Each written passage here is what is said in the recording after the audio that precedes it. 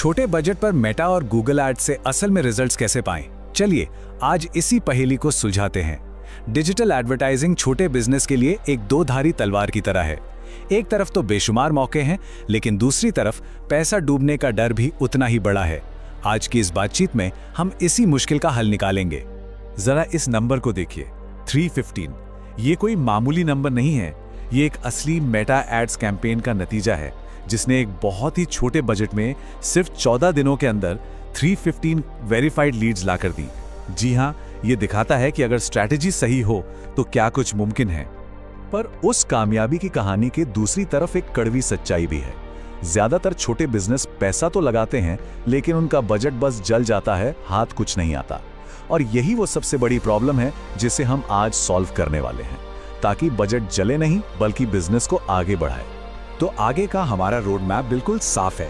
हम सबसे पहले मजबूत नींव बनाने की बात करेंगे, फिर मेटा और गूगल के बीच सही प्लेटफॉर्म चुनेंगे। इसके बाद हर रुपए से ज्यादा फायदा उठाने के तरीके सीखेंगे और आखिर में ये समझेंगे कि एक छोटे बजट से असल में क्या उम्मीदें रखनी चाहिए।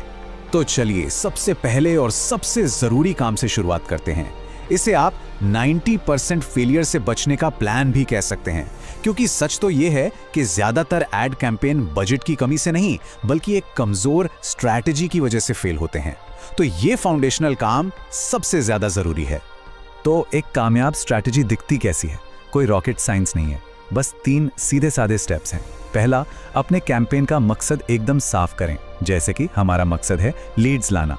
दूसरा, ये तय करें कि कामयाबी का मतलब क्या है, मतलब कन्वर्जन एक्शन क्या होगा, जैसे कि मेटा का इंस्टेंट फॉर्म भरना। और तीसरा, आपका असली गोल क्या है, जैसे कि डेमो कॉल्स के लिए वेरीफाइड लीड्स हासिल करना। और अपनी कामयाबी को नापना, ये तो सबसे जरूरी है। कन्वर्जन ट्रैकिंग आपके एड्स के लिए एक स्कोरबोर्ड की तरह है। इसके बिना पैसा लगाना मतलब अंधेरे में तीर चलाना। यही वो अकेला तरीका है जिससे पता चलता है कि असल में कौन सा ऐड, कौन सा कीवर्ड और कौन सी ऑडियंस काम कर रही है।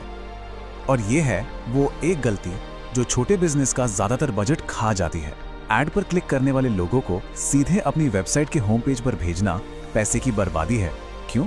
क्योंकि होम पेज सब कुछ बताने की कोशिश करता है।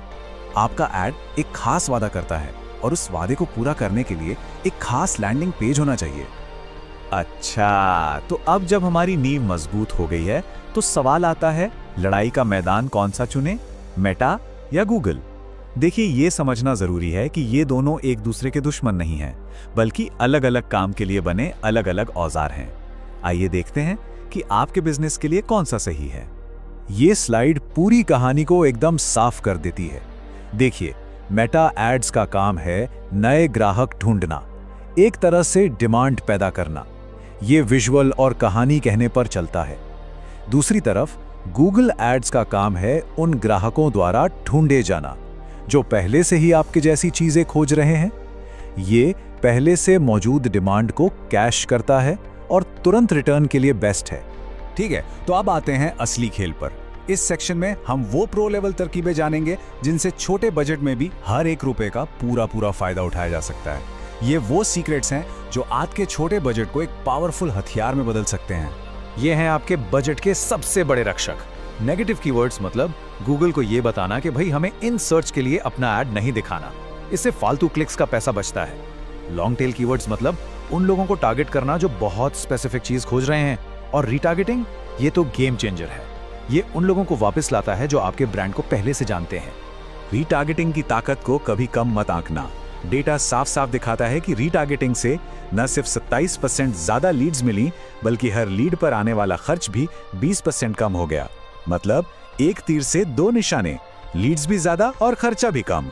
तो अगर मान लीजिए महीने का बजट 10,000 रुपए है, तो उसे समझदारी से कैसे बांटना चाहिए? ये रहा एक सिंपल सा प्लान। लगभग 2,000 रुपए ब्रांड की पहचान बनाने के लिए, 3,000 वेबसाइट पर लोगों को लाने के लिए, 3,000 सीधे लीड्स जनरेट करने के लिए और बचे हुए 2,000 रुपए रीटारगेटिंग के लिए। ये एक बहुत ही बैलेंस्ड तरीका है।